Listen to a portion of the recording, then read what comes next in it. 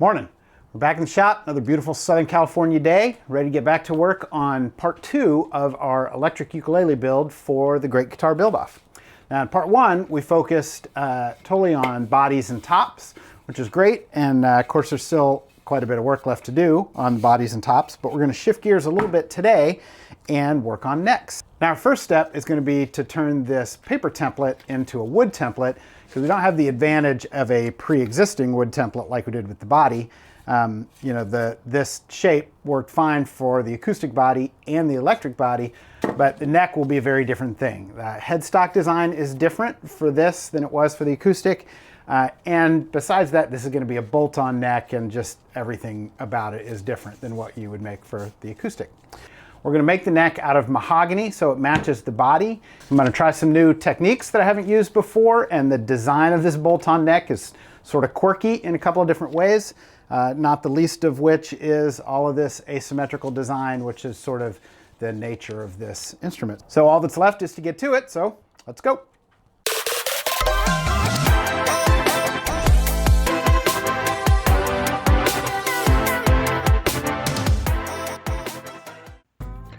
One of the things I've learned throughout the years is always keep a sheet of 1/2" MDF tucked away in your shop somewhere where you can get hold of it. For me, it kind of falls into that duct tape and baling wire category.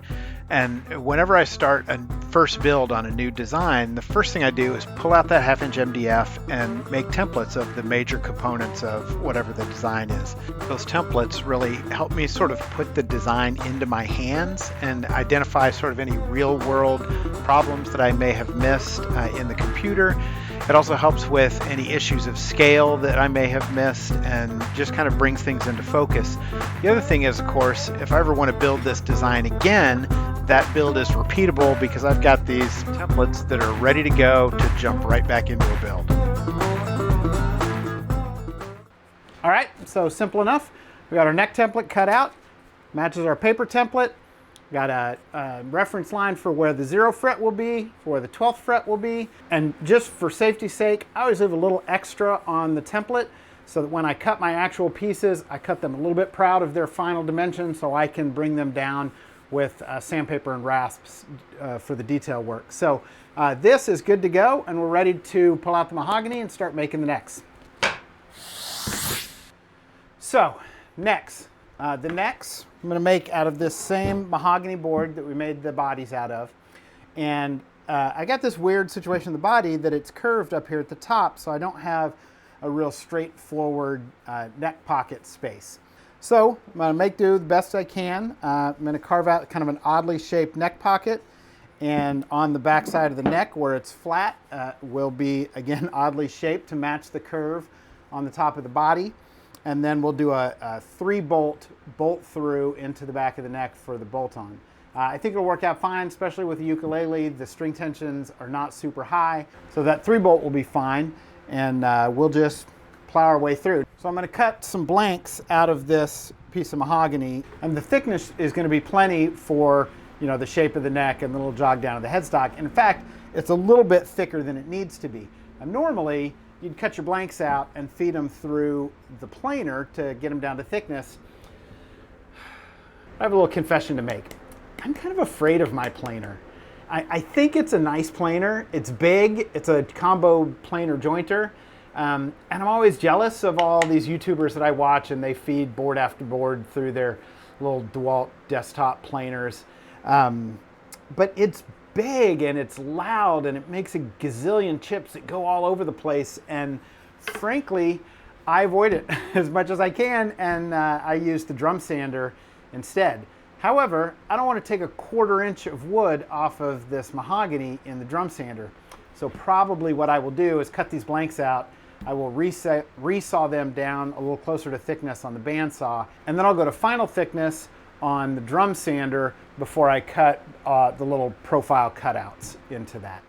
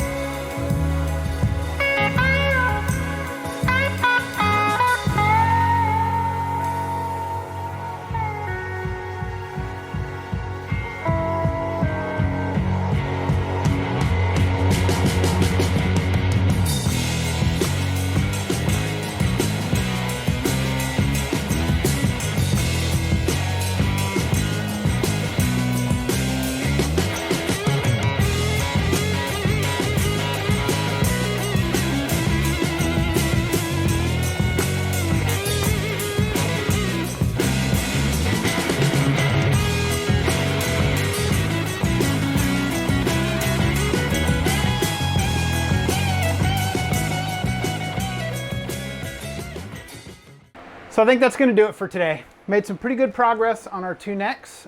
We got them shaped and profiled pretty well. Still got the back, obviously, to carve, which is one of my favorite parts of any build project. So we'll do that, obviously, in a future episode. But I wanted to mention one or two other things before I close out. You probably notice, you know, I work in a small shop here, and I tend to trip over things, and, you know, tools are in the way of other tools, and I got to move stuff around. That's part of why I wanted to make this YouTube channel to begin with. You don't have to have a giant workshop. You don't have to have all the professional tools to be able to build and be creative. And what I hope is, if you get anything out of these videos, it's that if you want to build, if you want to create, if you want to make things, you totally can. If you have a few tools and a little bit of space, you can get started with almost nothing and work your way up. And you know what I've got, obviously not a huge super professional shop, but you know, this is the accumulation of 30, 40 years of buying tools and trading up and picking out the important things when I need them. And this is what I've got to, and I make it work. And you can do that too, and I hope that these videos inspire you to do that. Stay safe, stay healthy out there, do what you love, and we'll see you next time.